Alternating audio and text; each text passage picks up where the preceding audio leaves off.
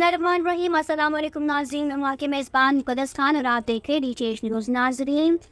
एक बहुत बड़ी न्यूज़ सामने आई है ईरानी सदर के हवाले से। जो उनका हेलीकॉप्टर कल हादसे का शिकार हुआ था, आज खैबर एजेंसी ने इस बात की तस्दीक कर दी है कि उनका जो हेलीकॉप्टर है वो बहुत बुरी तरीके से जल चुका है और उस हेलीकॉप्टर में ईरानी सदर और ईरानी वज़ीर ख़ारजा दोनों मौजूद थे और अब उनकी इंतकाल की खबर जो है वो सामने आई है और इस बात की तस्दीक ख़ुद खैबर एजेंसी ने की है।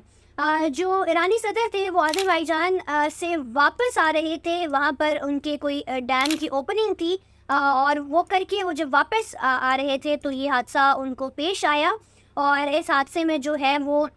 हेलीकॉप्टर इस कदर बुरी तरह जल चुका था कि उन दोनों की जान नहीं बच पाई और एक पूरा दिन लग गया इन लोगों को वो जगह ढूंढते हुए।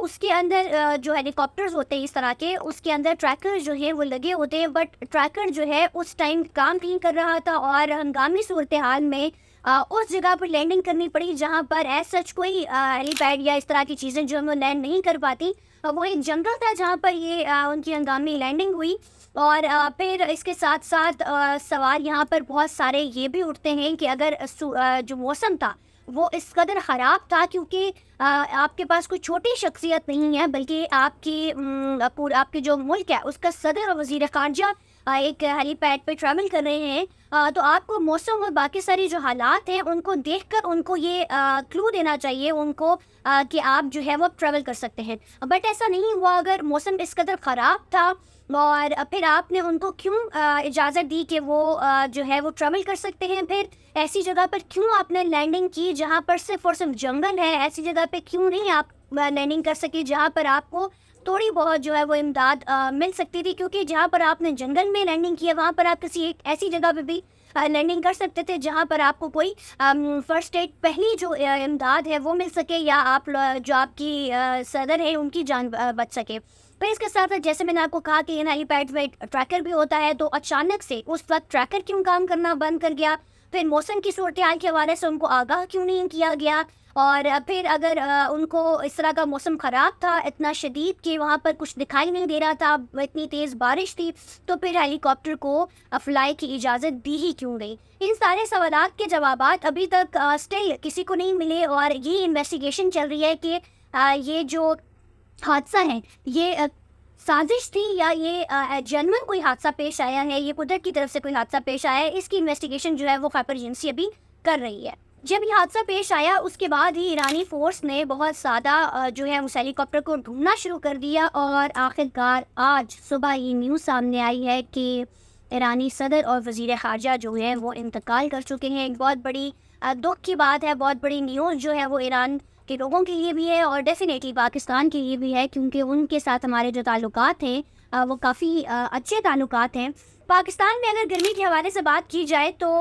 महकमे मौसमियात ने हीट वेव्स के हवाले से काफ़ी दफ़ा आगाह किया है कि पाकिस्तान में हीट वेव्स आने का ख़दशा है और जिस तरीके से दिन ब दिन गर्मी बढ़ती जा रही है और जो सूरज है वो अपने उरूज पर इतना तपिश का है जिसकी कोई हद नहीं है। जैसे ही आप बाहर निकलते हैं तो आपको फील होता है कि गर्मी किस कदर ज़्यादा है और इसके ऊपर जब आप बिजली के रेट्स देखते हैं और वो दिन ब दिन बढ़ते जा रहे हैं, जहाँ पर उन्होंने पेट्रोल को सस्ता किया है वहीं पर उन्होंने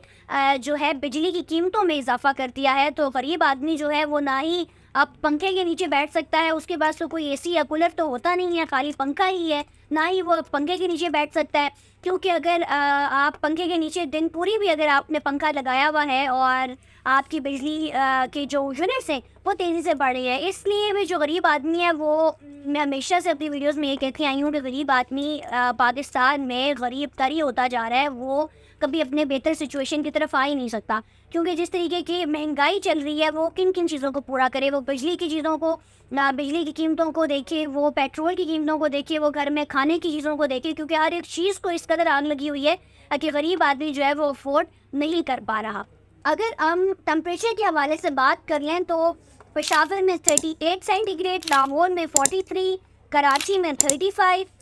मुल्तान में 44 और भावलपुर 44 और पिंडी इस्लामाबाद में 40 सेंटीग्रेड जो है वो रिकॉर्ड किया गया। और अभी से मई का महीना है और जो हमारे पास टेम्परेचर की हालात चल रहे हैं वो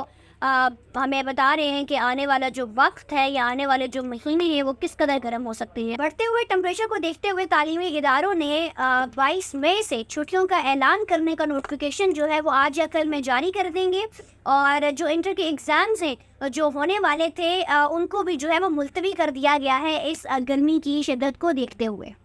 اب ہوگی آپ کی بات صرف DTH نیوز پر۔